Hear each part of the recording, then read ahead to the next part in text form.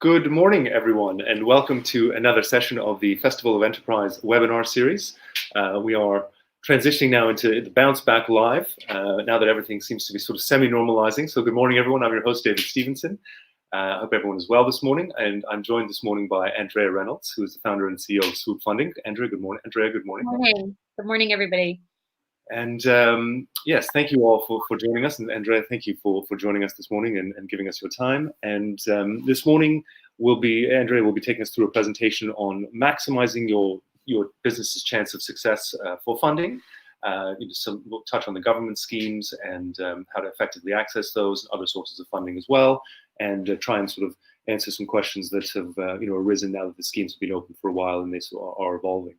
So Andrea will take us through a presentation, and at the end of it, we'll have a Q&A, which I will moderate. And so please submit your questions during the presentation. And with that, I'll hand it over to Andrea. Okay, thank you. So good morning, everyone. I'm just going to take you through sort of a whistle-stop tour of where we're at. We carried out a survey in terms of how things are going, and I guess it's interesting to share the results of that survey with you from the base so far, and that gives us some indicators as to what's working and what's not, and what we can speak into this morning. So interestingly enough, out of those that were surveyed in terms of whether they had used any of the government schemes so far to help their businesses, it turns out that 50% of businesses have not yet used one of the schemes, and 50% have. Of the 50% that have used the scheme, it's almost evenly balanced. There's 21% who have applied for the CBILS product, and then there's 28% who've applied for the Bounce Back products. Where did everybody apply? Everyone applied to their bank for the products, and then when asked how would they rate their experience with their banks, 48% said they were happy, and 52% said that they were dissatisfied. So I guess if this was Brexit, then the Leave vote has won. And so I guess today what I'm here to talk about is maybe just to just give you a little bit of a refresher on what those schemes are. So it might seem more relevant to you today. We're trying to demystify these things because the government makes a lot of announcements. You go on bank websites and you're trying to navigate stuff. So given that these schemes exist for the benefit of businesses, hopefully after today you'll find something that's relevant to you to help you through this time. And I would say this isn't over in terms of, yes, we're coming out of lockdown. I think this next phase is the most crucial phase for businesses. So we had the initial, how are we going to work from home? How are we going to cope with our staff or furlough or whatever? But now we're talking about getting back to business as normal and recovering, and how we're going to trade through that problem. So it's good news if you haven't actually applied for something yet, because you still have some contingency there. So I'm just going to quickly give a sort of a refresher on what's out there. So since March, the government has made a number of announcements. The mainstay of those announcements have been around these loan products that you've heard probably lots about, which are the CBILS and the BBILS scheme. So CBILS, there's a larger version for larger organizations that have turnover of 45 million and above. And so the ones I'm going to focus on are CBILS and BBILS. CBILS is essentially if you are looking to take out a loan that is 50,000 greater than 50,000 pounds, then you would be going towards a CBILS. And I suppose some key things just to note in terms of, you have to be trading in the UK. 50% of your revenues have to come from a trading activity. And so the majority of businesses that have been trading for more than 12 months that are have been profitable in the past would generally be eligible for CBILS, and I'll go through the more details of that in a moment. Whereas Bounce Back is a more simple and refined scheme. It's for 50,000 or less, and I'll run through those. There's 7 questions you need to answer and pass in order to get a Bounce Back. And I'll run through that in more detail. So that's on the lending side. What you also have available, and it's good to highlight to people, is there was also an announcement. This was actually announced during the budget, but is as relevant today in terms of small business grants, which are related to your business rates. So if any of you are paying business rates and they fall within the band of 15,000 to 51,000, then it is very, very likely that you are eligible for a small business grant. So, for example, our offices are based in Westminster. We pay business rates, and we were able to get our £10,000 grant because we fall under the small business grant scheme. So all of these schemes are being distributed by the local authorities. So if you haven't heard from your local authority and you feel like you're going to qualify, then get in touch with them. It's varied across local authorities. Some have been really proactive in actually writing to you and telling you you're eligible for it, and others are waiting for you to get in touch with them. So have a think about if that's something that you may be eligible for. And the next one is in relation to the more recent announcements. And these more recent announcements were based on the fact that the Chancellor was hearing back from lots of startups and lots of high growth tech businesses that none of these schemes were really falling into their needs. And so the government announced 2 schemes.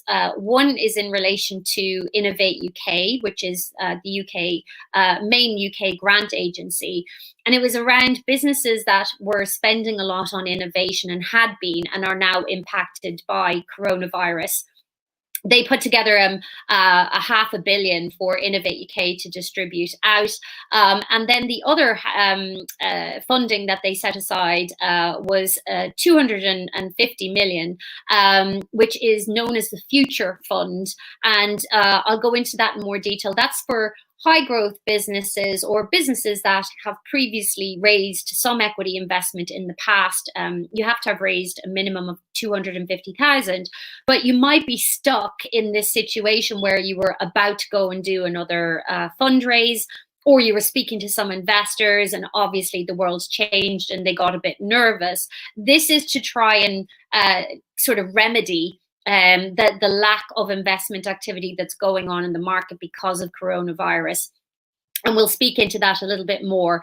Of course, you've all heard about the furlough scheme, the job retention scheme. So I'm sure you've all taken note of that and how you can avail of it. But if not, we can chat through on the Q&A session. Other things to be mindful of, they're not schemes per se, but they are ways to significantly improve your cash flow. So if you have a HMRC bill that's due, overdue, or about to be due, if it's VAT, you can get a VAT deferral, deferral payment for the VAT that's due until March 2021. So that can be a significant relief to your cash flow. The next one is you might have a PAYE bill, an NI bill, a corporation tax bill. And while the government aren't advertising this per se, they have actually put a helpline in place that you can call and you can say, look, this bill is becoming due. I do not have the cash flow to cover it right now. And you can work out a deferral payment plan with HMRC without negatively impacting you. So these are sort of quick fire ways that you can start to significantly improve your cash flow. As I said, we've more details on the eligibility of CBILS here, and happy to share these slides with the community afterwards because it is a lot of information to take in. Just a couple of key things in terms of am I eligible, am I not? The lenders are actually looking at your past performance. So they're looking at pre-coronavirus. how was your business trading? Was it profitable? Did your balance sheet have positive net assets? And so that's what they're looking at. They're not looking at the now. And then they're looking at, well, how has coronavirus impacted your business? And there's a number of ways that you'll be showing that. One is you write a statement to say how it's impacted your business and what you are doing to survive while this impact is going on. The next thing they want to do is actually look at a cash flow forecast for a 12-month period so that they can start to see what does the next 12 months look like for you. In all cases, they're saying assume a recovery starts to happen June, July time where you can start to reopen your business or start to get back to normal and look at how you're going to sort of trade out of this uncertain period. So that's what the cash flow forecast is around. In terms of the amount that you can apply for, there is a maximum limit, and it is the higher of 25% of turnover or twice your average annual wage bill. So if you are wondering how much can you go for, that's the limitations around that. There's different types of products. So it doesn't necessarily have to be a term loan. But there are term loans available, and those term loans or asset finance, if you've got an asset that you would like to invest in, or you have assets that you can refinance, you can do this under CBILS. And the term of the loan can be as long as 6 years. So the first year is the government are paying your interest payments for the first year, and then thereafter that you're covering the interest as well as the capital. And most of the banks are offering capital repayment holidays in the first 12 months as well.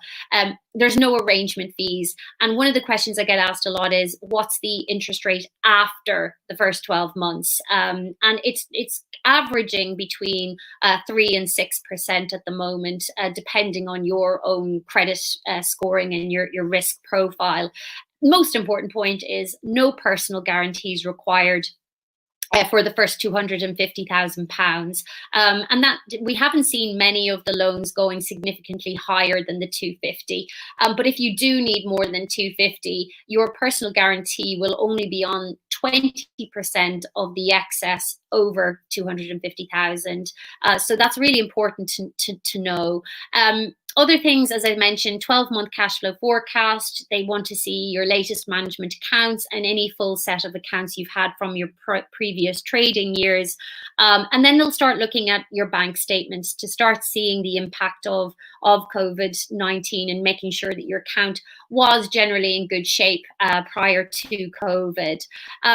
Bounce back significantly easier, as I mentioned. It's up to 50,000. It's answering 7 questions, which are self-certified questions. You do not have to provide evidence of your responses. They will do some minor checks like credit scoring, etc. And again, it's 25% of your turnover is the maximum, and you need to have been trading by end of March 2020. So even if you're a startup, you can actually apply for bounce back as long as you were set up prior to the announcement of bounce back. Of course, if you are a startup prior to bounce back, you wouldn't have been able to apply for CBILS. So that this was also in response to the needs of startups. So it's 100% government-backed, interest-free for 12 months, and it's an amazing flat interest rate of 2.5% thereafter that. So you may be thinking, oh gosh, I went for a CBILS and now I have a CBILS and this is a much better rate, etc. You can actually refinance to a bounce back. So that's something you can talk to us about, and we can help you do that. So I suppose the other areas I wanted to quickly run through with you is what other schemes are available. In terms of Innovate UK that I mentioned, the initial phase of an Innovate UK is actually looking at those companies that they had supported in previous competitions. So if you're a business that has already won some funding from Innovate UK in the past, whether that was in the form of a loan or a grant, then you need to very quickly apply for the continuity grant because the closing date is the 1st of June. So if you do fall within that bracket, absolutely go to Innovate UK now, fill out the form and get your submission in by the 1st of June. Once they've distributed that to their current portfolio, they're then going to look at taking on new applicants. And we're obviously keeping track of that, and we'll be notifying everyone when that goes live. And they think that they're going to be able to help about another 2,500 companies, a minimum of 1,200 new applicants that they feel that they can help. And so the amounts are around 175,000 on average, which is fantastic. So that's one that we're watching out for. In terms of other Innovate UK opportunities, they've been running these very specific competitions around COVID-19 solutions. And, you know, anybody on this webinar who's used to Innovate UK of the past, it's normally a very lengthy process before you get an answer from Innovate UK. That's completely different in the current environment. They're running what they're calling fast track competitions. And so, for example, there's one that's closing, actually closed on the 26th of May.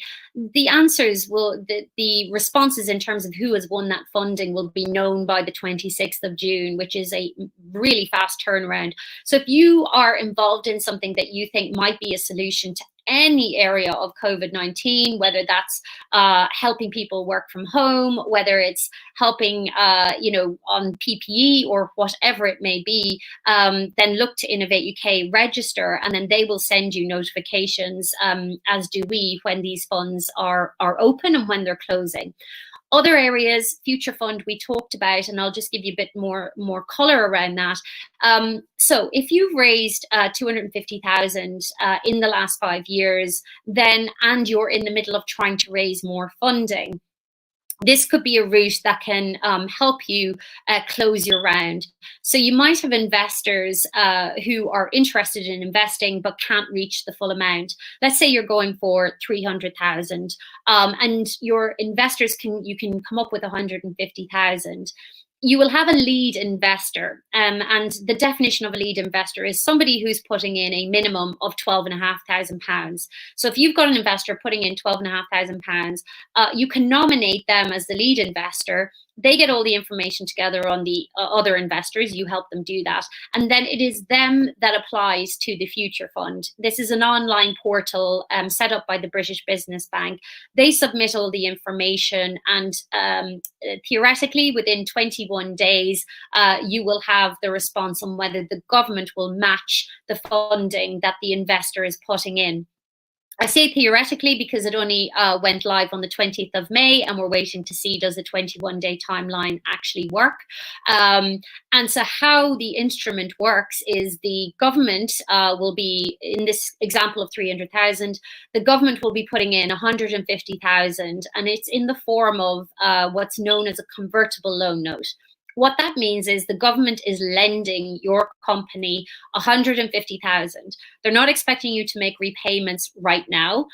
What they're saying is at your next round, not this one, but your next one. So if you go for another equity raise, whatever the valuation of your business at that raise, the government will convert their loan into equity at a 20% discount. So they get it at 20% cheaper than the new investors coming in your next round. So the important point to say about Future Fund is you really only want to use it if you are genuinely intending on doing another round in the future. If you don't, and it comes to the end of the life cycle of the loan, then they may opt to actually get you to repay that loan, and the interest rate on that will be 8% per annum. So they would just accrue up the interest, add it on to the initial principal amount they gave you, and then they'd look for a repayment. So it's not for everyone. Having said that, there's 250 million available. and the amount already applied for is 450 million.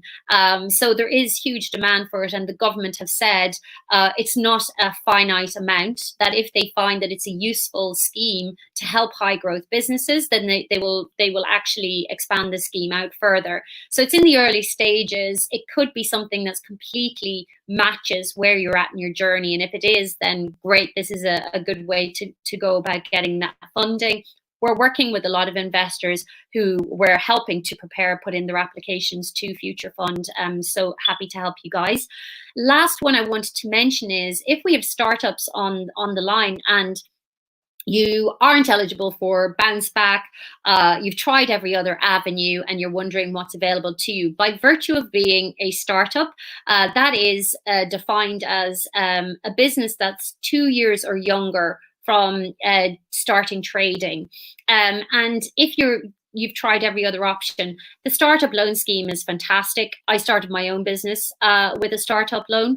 And so for every founder within the business, you can raise up to £25,000. This is a government-backed scheme, and you can get a capital repayment holiday for the first 6 months.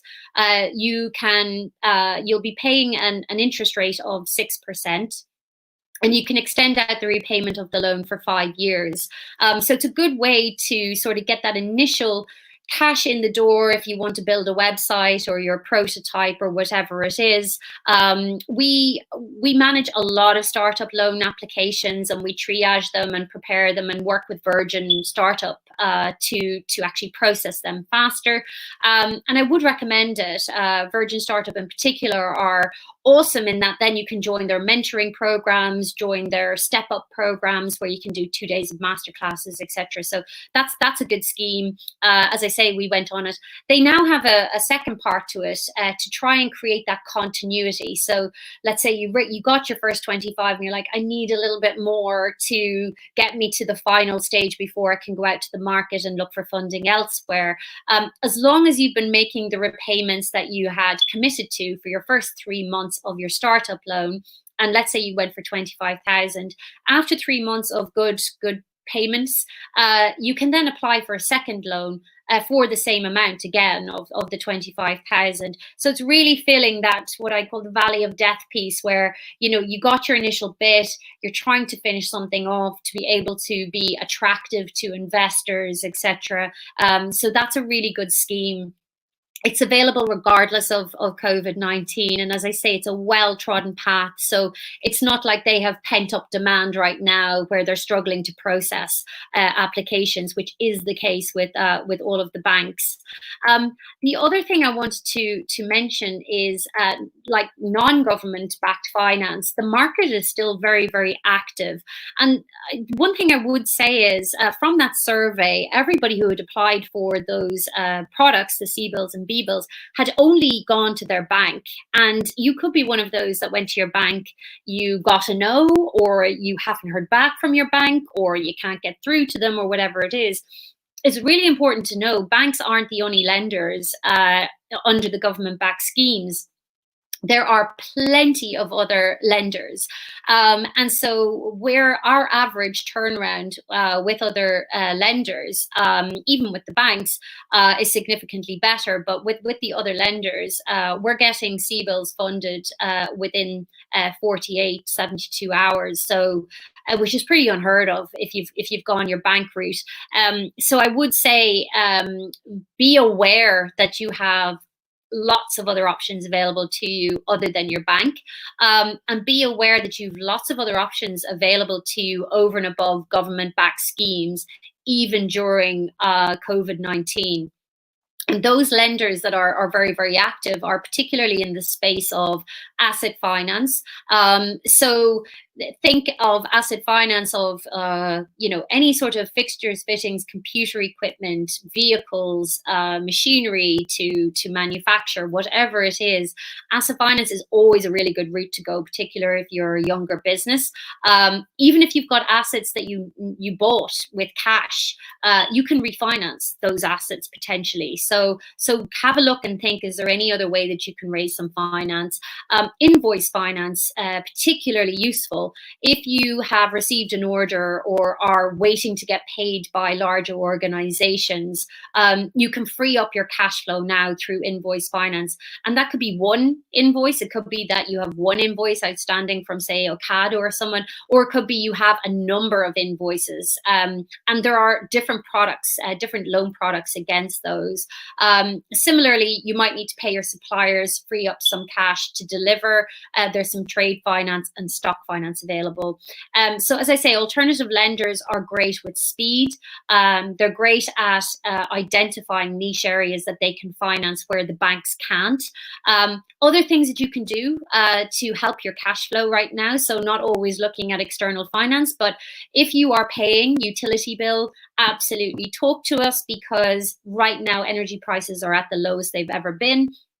And they're going to start creeping back up very, very soon. So you can try and lock into a better deal right now. If you are doing things like paying developers in other countries, in Europe or US or whatever, and you're making those payments from your bank account, stop doing that. It's costing you a fortune.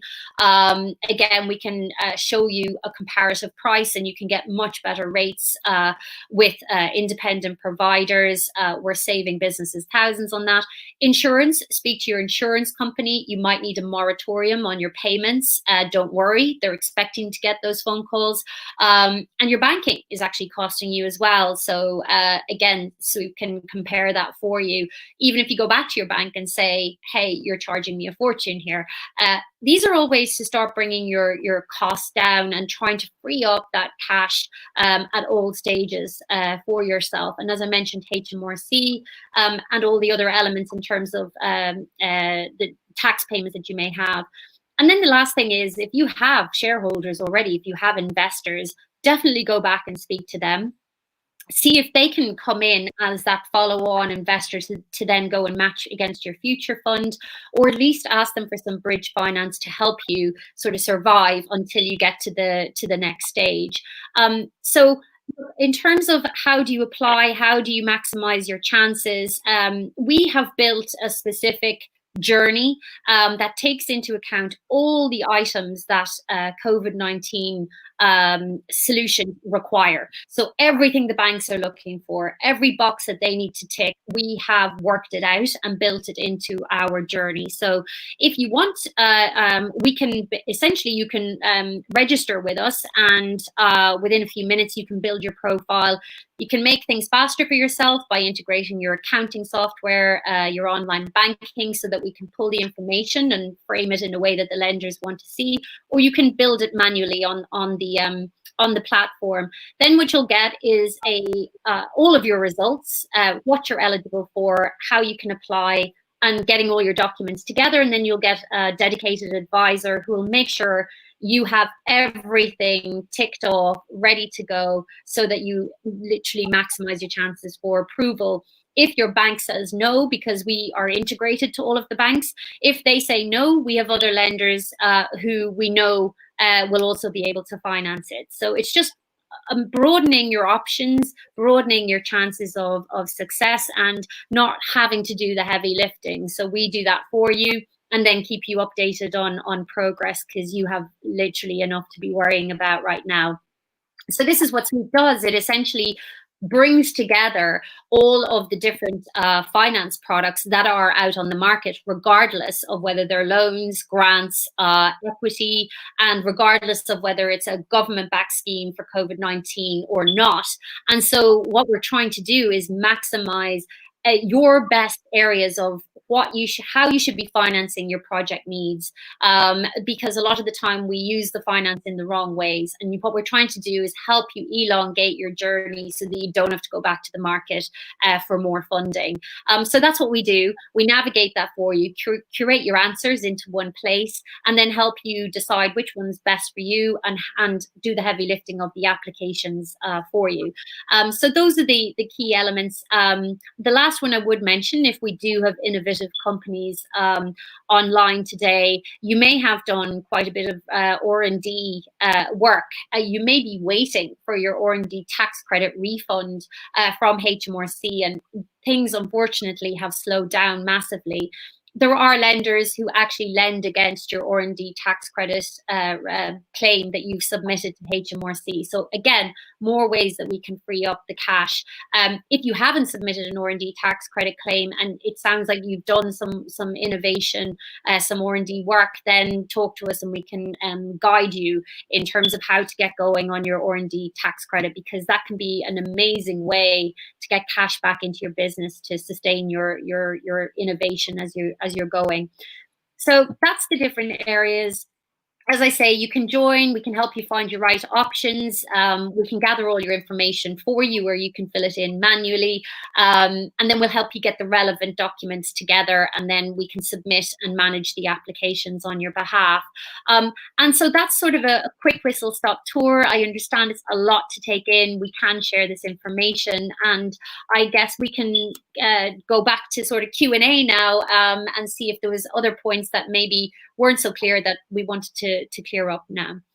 Perfect, Andrea. Thank you very much for that presentation. It was very informative and information intensive, but I think that I mean, we are in a sort of interesting time. I mean, the over the last sort of week or so, or coming weeks, or last few weeks, I suppose, it looks like, I mean, lockdown restrictions are starting to ease. So people are starting to get a sense of, you know, there is light at the end of the tunnel finally. It's not possible. I sort of say exactly when it's going to end, but it now doesn't seem indefinite.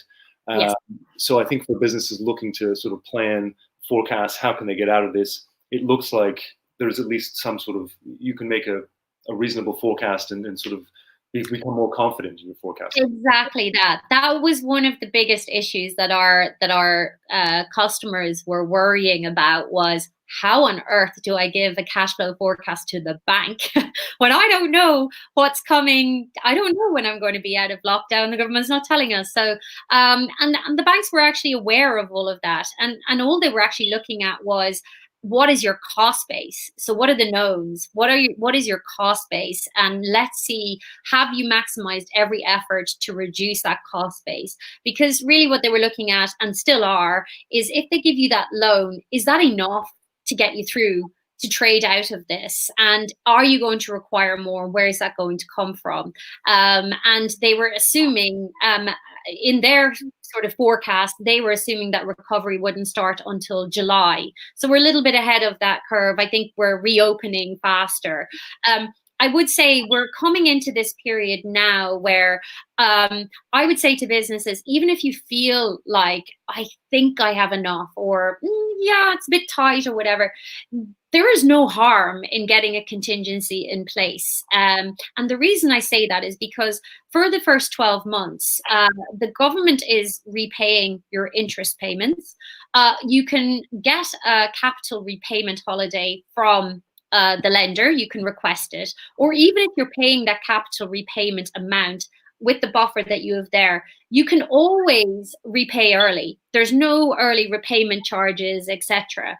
And the reason I say go for a contingency is soon we will get back to a relative normal. And then at some point the government will say this scheme is over, or lenders will say the urgency is over. We don't have an appetite to lend under this scheme, etc. anymore. Or they'll start reducing the amount that they're lending. And so it's very rare you're ever going to come across a bounce back, a loan at 2.5%, or a loan above 50,000 that's at 3 or 4% with the government saying no personal guarantee.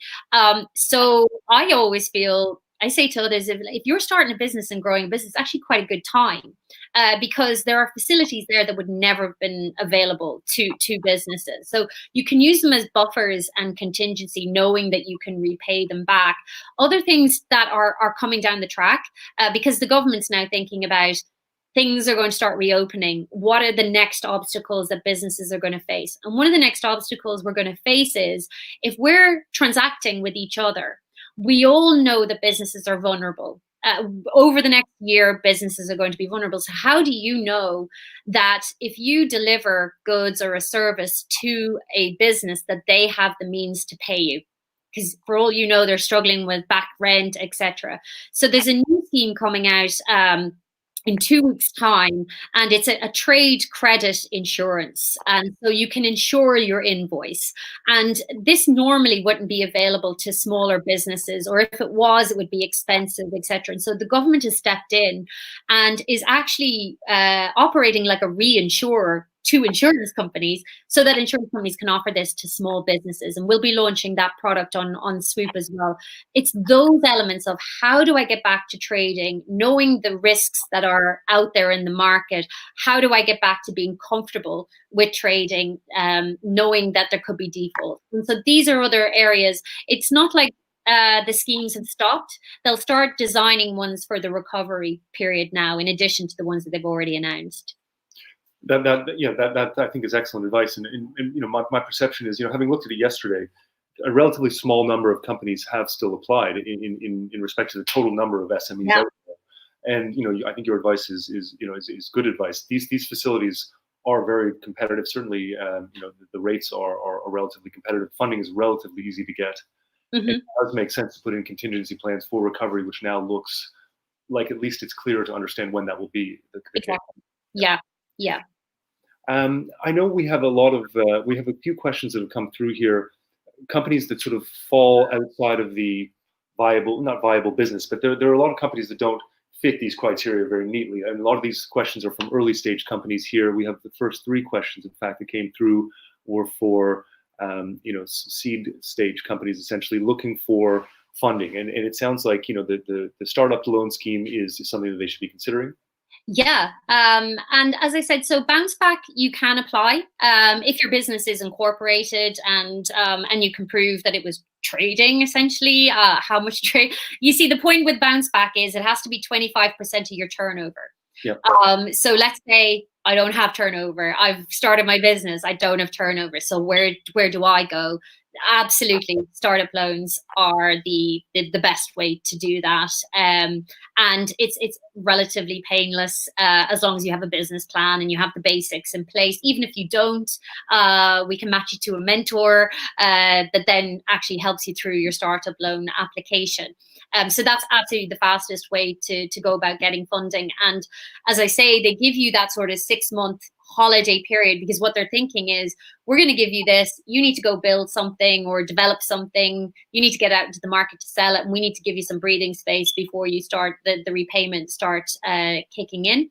And as I say, if you've got more than one founder or director in the business, then you can each apply for it. So it's the way, as I say, we started our first MVP of Swoop Funding was through startup loan. And then they did recognize sometimes that's not enough. So second loan is now an amazing continuity plan to go alongside startup. So after your 3 months of repayments with startup, you can then apply for second loan to increase the amount of lending. It's also a really good way to start building your credit history. So if you were to go to a normal lender, the first thing they say is, have you been trading for 2 years? And you go, no, I'm a startup.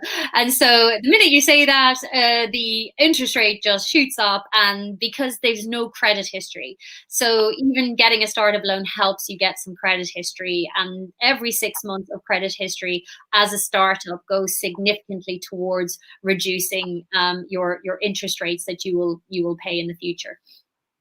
Great.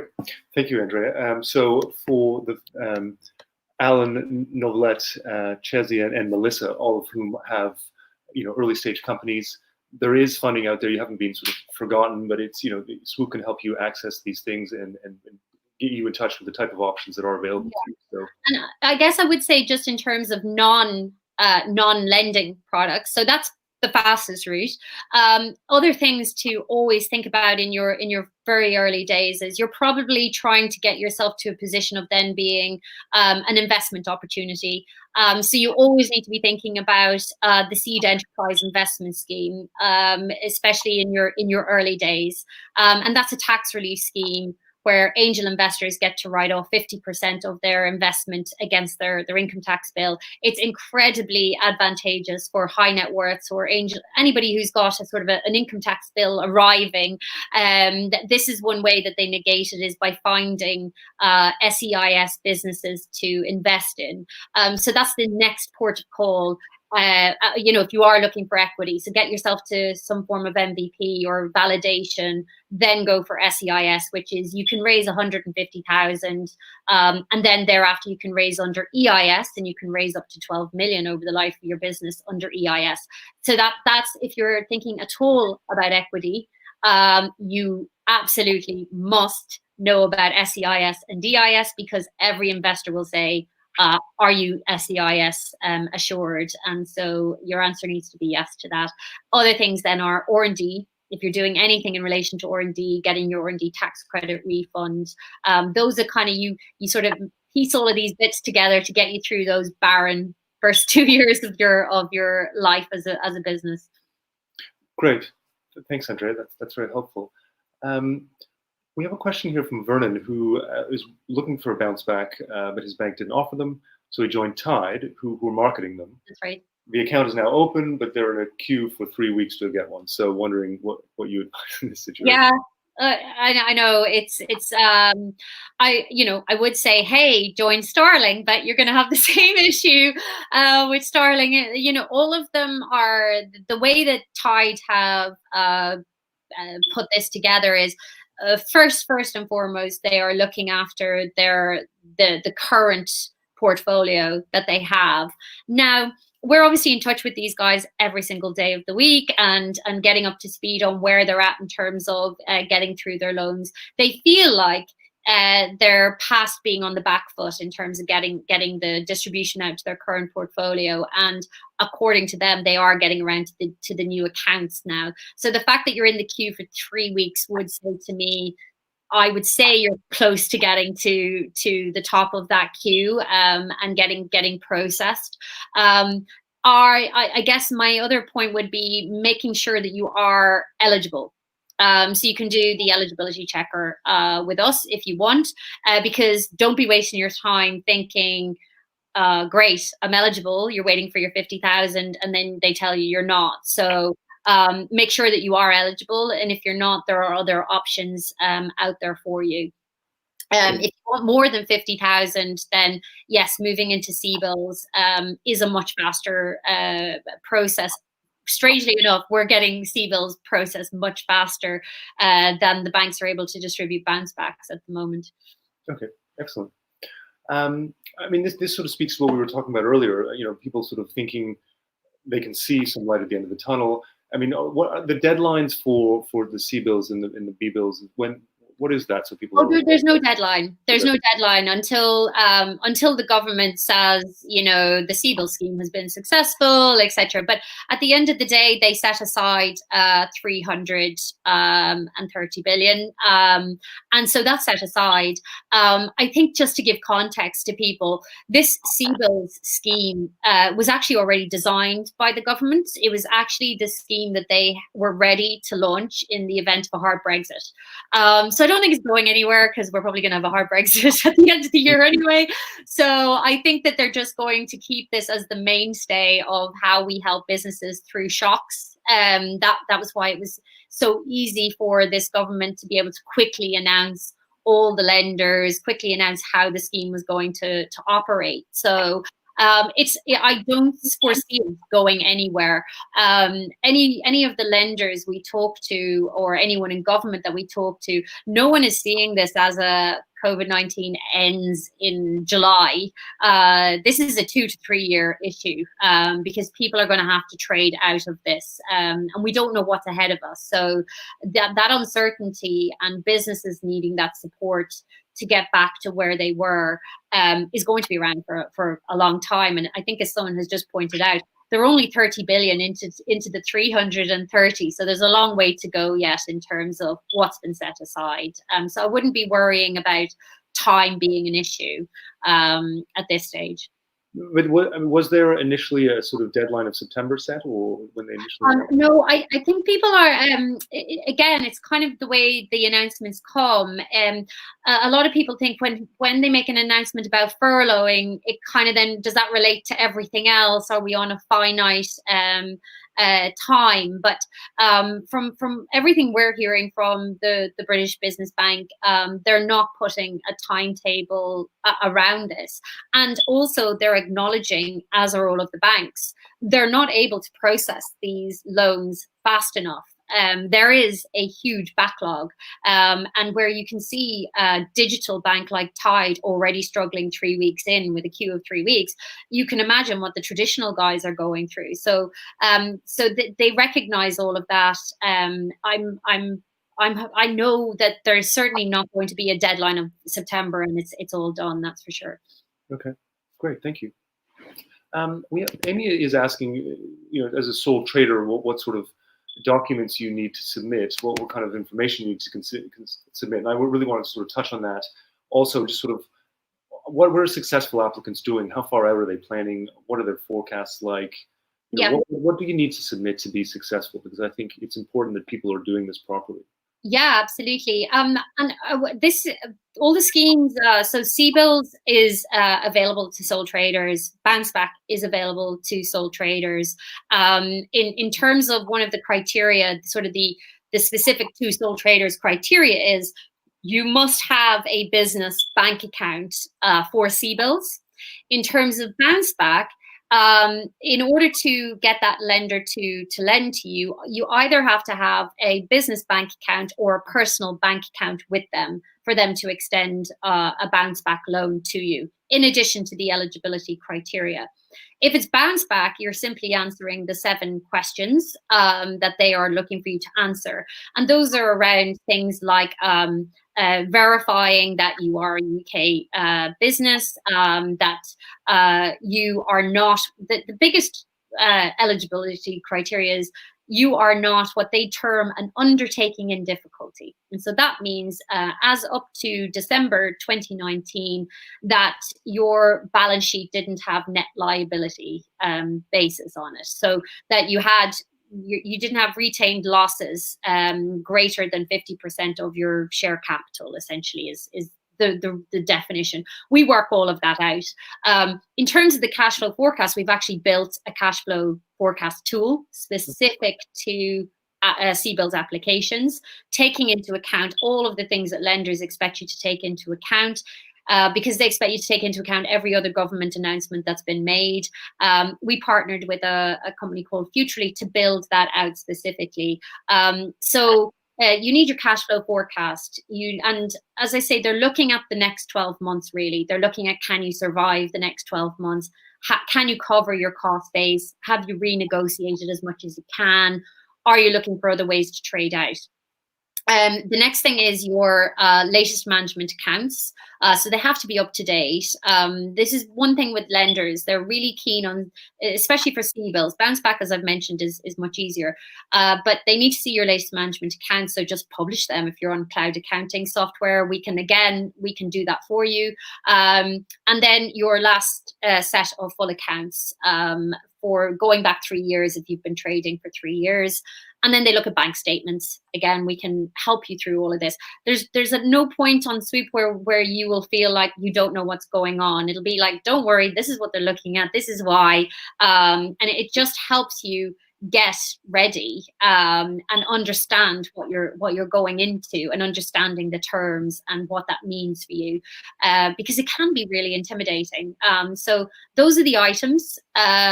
Just make sure you have them, or let us help you get them, is the way to do it. Great. No, that makes sense, because I know that a lot of people have been, I know, well, from what I'm hearing from the banks is that they've been finding that a lot of the applications haven't been complete enough. Correct. And so it's very important that everyone does submit an application that is detailed. And obviously, if you go through the Swoop platform, then you know that your application will be robust enough. Correct. An underwriter in the bank has less than 10 minutes to determine, because of the demand that they have less than 10 minutes. And so if you can imagine that, and they're looking and then they see, oh, I don't have a cash flow forecast. Oh, I don't have the last set of accounts. Oh, whatever. They're then just saying, oh, throw that back onto the customer to go away and get that information, or just give it a no. And so the way that we operate is, nothing goes to the lender unless it's complete. And we've written a proposal to say this is why this customer should get the facility, etc. And they're used to getting completed documents and proposals from us. So we have dedicated relationship managers at the banks who say, oh, yeah, Swoop has sent us another one. They know it's complete, so they can get it processed faster. So it's the same with all of the lenders. That's our job. That's what we do every day. So yeah, being ready is the best way to maximize your chances. Excellent. No, thank you for that. It's very important that everyone understands that this is a very, your application will not be processed quickly. It'll be bounced back. The queues are incredibly long, so it does have to be in the correct format for it to be processed in a reasonable time fashion. Great. Thank you, Andrea. I know we've taken up a lot of your time so far. We just have a quick more questions if we can spin through them. We have a question here from Greg. I'm not sure I fully understand it, but he's asking how to position the pros of being a one-man band at the moment who outsources to professional investors. I suppose if you're profitable, then that is. Yeah, exactly. This is, well, one-man band in terms of, so if you're a one-man band, there's been a lot of discussion around where if you're a limited company, you're a sole director, and you've been paying yourself by dividends. So you're taking the minimum amount in salary and you're paying yourself by dividends. This is where the weakness has occurred for the one-man band limited companies, because if you're going and you're furloughing yourself, you're only getting it up to your salary amount. So people are saying, well, I as a director of a limited company have not lived on 8,000, whatever it is, £700 for the year. I've lived on that plus my dividends, and the government will not recognise your dividends. So there has been a lot of talk around that, but the Chancellor is being quite definite about, no, we cannot go down that route of trying to subsidise the dividends you are paying yourself. But it doesn't negate you. So there's a bit of noise around that. So people think, oh, because I'm a woman band, does that mean nothing else? I'm not eligible for anything. And that's not the case. You can apply for bounce back. You can apply for CBILS if your business falls under the CBILS rules, like I've mentioned. So it's 25% of your turnover. And so those schemes exist for you, the same as everyone. But you might be thinking there's a weak spot there, but it's literally related to furlough. Okay, great. Well, thank you. He did clarify that slightly, saying that he is actually a startup and for early stage investment, and funds are wanting to see a team that will execute the investment software. Oh, sorry, this is for investors, being attractive to investors. Oh, here's a tip on that one. So on your team page, do not just put yourself. What you can put on your team page is, if there is anyone who you go for a cup of coffee with, who is mentoring you, who is giving you some advice, even if it's once a quarter, ask them, can you put them on your team page? Because they genuinely are helping you right now in your business. Second thing is, you can name people that you have targeted or intend to hire if you get the funding. So as long as you show some element of, yes, it's me right now, but here is my future team, they're okay with that.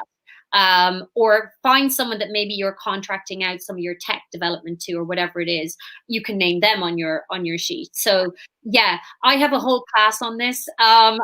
We have a recorded webinar on how to get past, I'm on my own, I've started my business and I need to raise some investment. And so yeah, we can get that deck to you in terms of how to create that.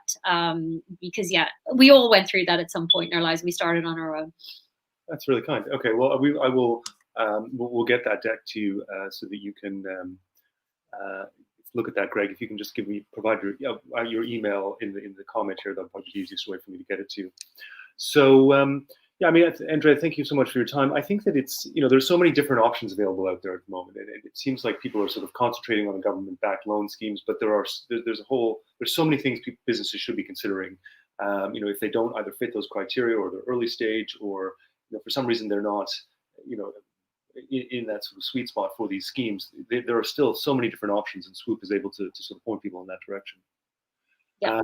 So we have a funding button at the end here, at the bottom of the screen here. So if you want to register with Swoop, you can hit this button, or I'm going to put the link in the chat just in case, if you want to transfer it to a different browser. So it's an incredibly effective tool to make sure that your applications are complete, and that all the different sort of multitude of funding options that are available to you are things that you're going to consider, because there are a lot of options out there, and I think a lot of businesses maybe aren't aware of the breadth of options. Yeah. Great. And we're happy to help. Even if it's just a phone call that you are a bit confused or whatever, the team and I are just there at the end of the phone 7 days a week. If you're a bit nervous or not sure about what the best options are for you. Great. So we will send everyone the slide deck as well at the end of this session. And Andrea, I'd like to thank you so much for taking the time to join us. It's been incredibly informative, and thank you everyone for joining us, and stay safe, and I think things look like they're getting back to normal, hopefully. Yeah. Super. Thanks, guys. Thanks, everyone. Take care. Bye.